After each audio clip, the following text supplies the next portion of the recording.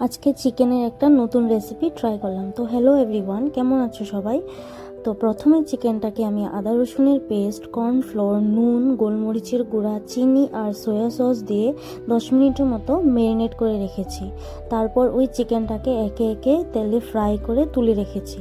তারপর কিছু ভেজিস যেমন পেঁয়াজ, ক্যাপসিকাম, রসুন কুচি আর পেঁয়াজ তো বড় করে দিয়েছি সেটা কেটে, সাথে একটু আদা রসুনের পেস্ট দিয়ে সেই সবজিটাকে একটু সটে করে নিয়েছি।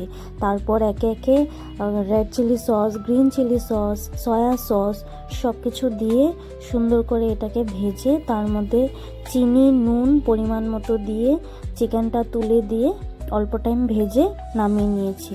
তো কেমন হয়েছে তোমরা একটু কমেন্টে জানাবে। Thank you. নতুন কেউ দেখে থাকলে আমার চ্যানেলটাকে সাবস্ক্রাইব করবে। Thank you.